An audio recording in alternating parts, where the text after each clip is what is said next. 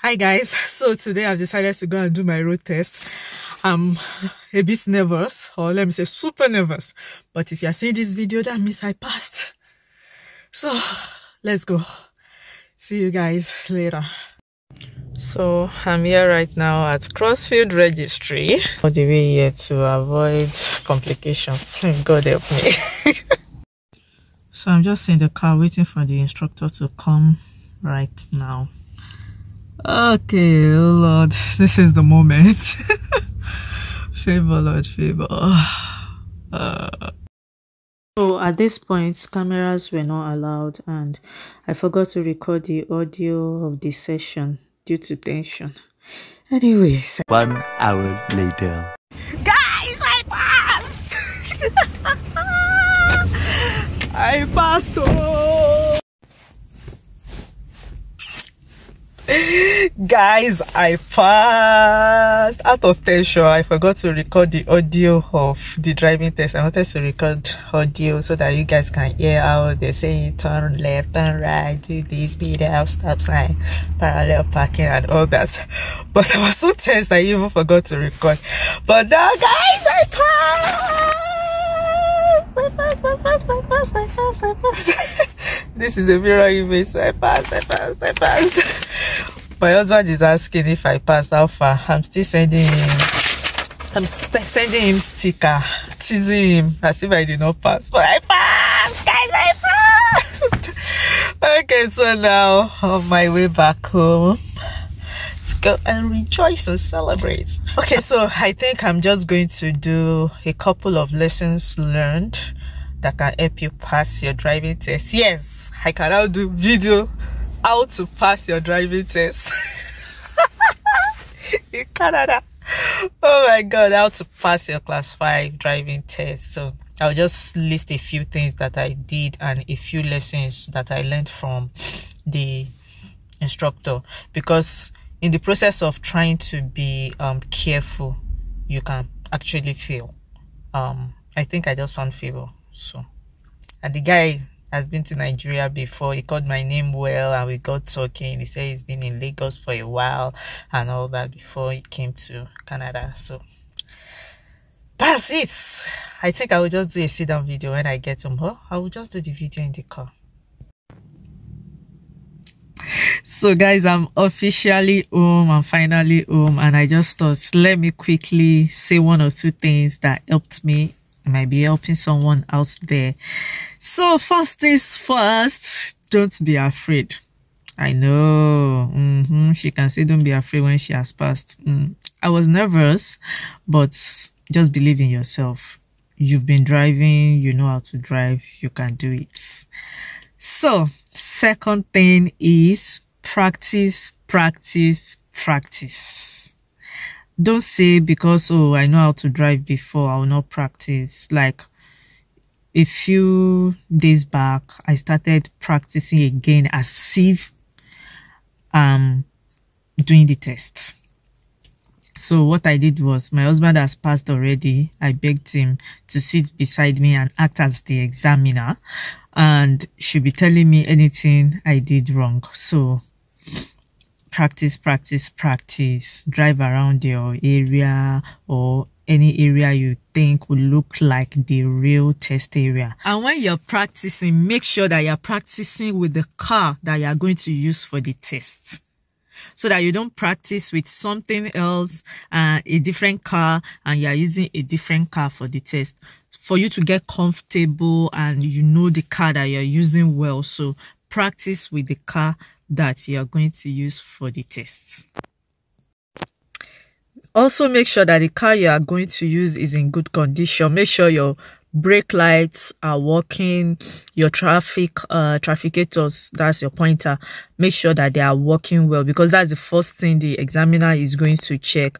So before I started, he checked the brake light. He came outside of the car, told me to press the brake, told me to do the trafficator, and that's the pointer to the left, to the right. So make sure that everything is okay, and make sure that you have your license, your learner's license already available, and your insurance. If you cannot provide those, they will not allow you to go on the road test. So you need to note that. So for me, I went to a smaller town away from Edry. I went to Crossfield. Why? Because there are less traffic rules there, less traffic. In fact, there's no traffic lights. All I had to deal with was just the stop sign, the speed limit, parallel parking, uphill parking, downhill parking, and moving to the highway. So I didn't have to deal with, the green light, the arrow, yield on green, and all those complexities. Even though I know all those complexities in theory and I've been driving around in practical, I know that I know it. But because of it being a test and you can be under exam tension, and even what you know how to do before, you just discover that you are making mistakes. So just to give myself the higher probability of passing, I went to a smaller town to take the test. So you can look for a smaller town around you to take the test. Another thing is review your theories. So when you are preparing for the exam, review your theories. You might have forgotten some things because maybe you don't do it often every day. So review your theories. That will help you. And another thing that helped me was watching videos of people that have done and passed their tests. So a few hours to when I was going to take my test, I just said, let me go on YouTube. YouTube is there for you, resources. And I saw this guy that recorded how he did his road test, live recording. He had a dash cam and all that. And from there, I learned something new that I didn't know before.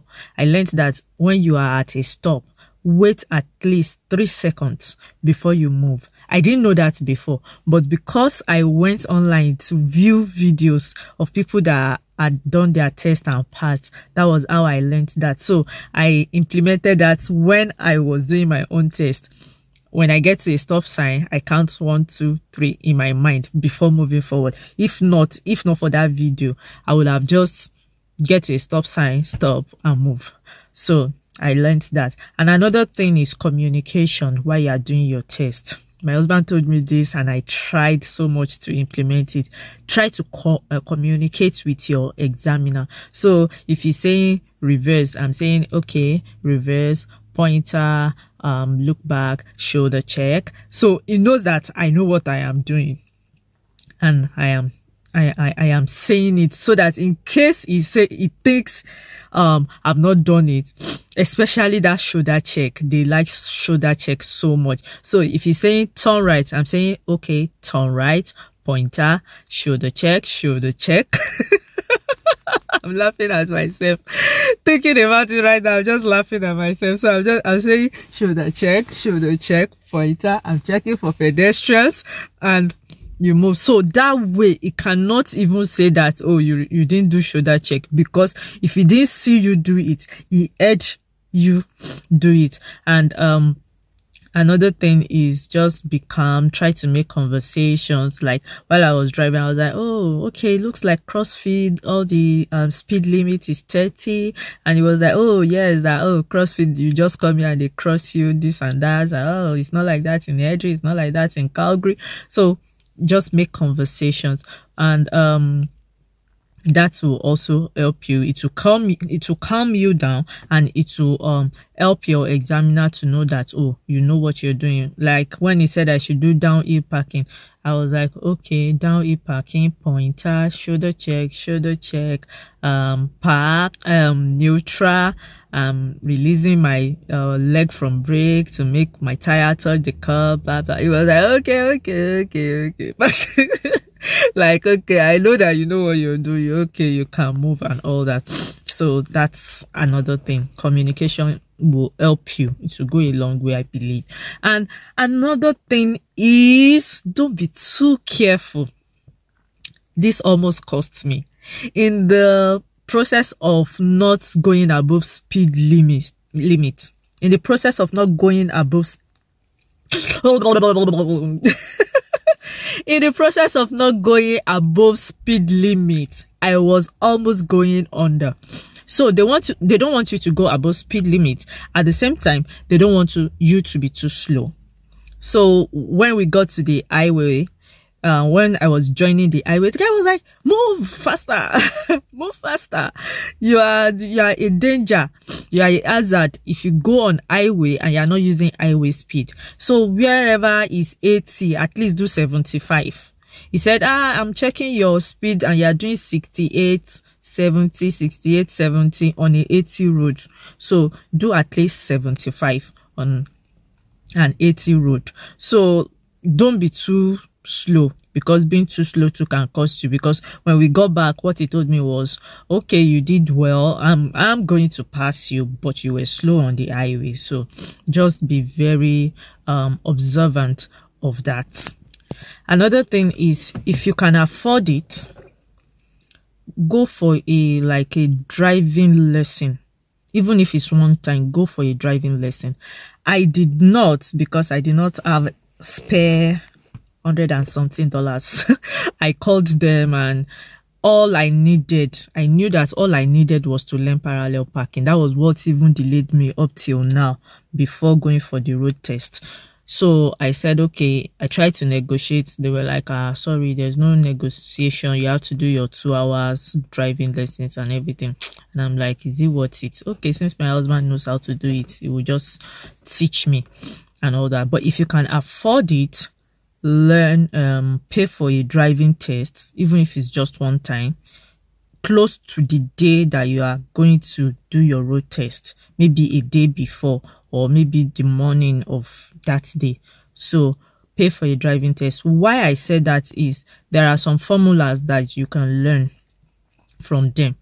So I was able to learn this formula because my husband already did a driving lesson for your uphill parking and your downhill parking. If not that he went for a driving test, I won't know that there's a formula for it, so that you are not wondering, where am I turning my steering to? Is it left? Is it right? So I'm just going to give you guys the formula right now. For your downhill parking and uphill parking, the formula is Dr. Lu. D-R-L-U. You already got it right? Down, right. So when you are parking downhill, you are turning your steering right. And when you are parking uphill, you are turning your steering left. So Dr. Lu, D-R-L-U. Down, right, left, up. Okay, I think I'm rambling too much. And guys, I've passed my test. Thank you so much for watching this video. I couldn't record while doing the test because it's against the rule and I didn't have a dash cam, but I just thought to do this video. I hope it helps someone. I hope you got something new that maybe you didn't know before. Okay, so at this point, I'm wishing you good luck on your driving test. Success. Bye. I passed. I'm waiting for him. See him over there. Man, this is crazy.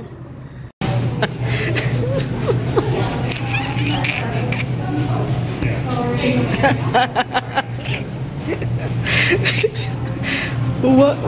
Why were you scared? 24. So the last one. I've missed 3. I missed 3 too. I don't want to miss another one. You can skip now. But to skip, so I'm returning to it. I can't skip it. Oh. So, are the steps? Do you know that there were some wrong answers in what we practiced with? When that red light is, you must come to a complete stop before moving. It's not slow down. I picked slow down. It was wrong. Can you know when the 2 lanes are at the whatever? So you move, you accelerate slightly. Yeah, you turn to the direction you want to go, and then move. When the 2 tires supposed to move off. I didn't see that in my question. I picked the answer and I was wrong. Yeah, there were wrong answers in what we practiced with. So. But thank God. Both of us got it. So when it was 25 and I missed 3, I was you were like, because if I miss one more, the pressure will be much. Don't want to miss So your what line. was that stop sign question about? Stop sign 10 meters before the crosswalk. You have to stop before the crosswalk. I was torn between I those didn't two. know it though. What's the answer? It's not 10 meters, it's before. In my head, I was like, okay, before the race, 10 meters, I was calculating 10 meters using meter with ruler. Will you now have to stop 10 meters? It will be too much. First of all, then there's another one before. Then I identify whether it's 10 meters. So that was just what I was thinking since. Can you imagine? I almost fell down when I finished. I was so happy.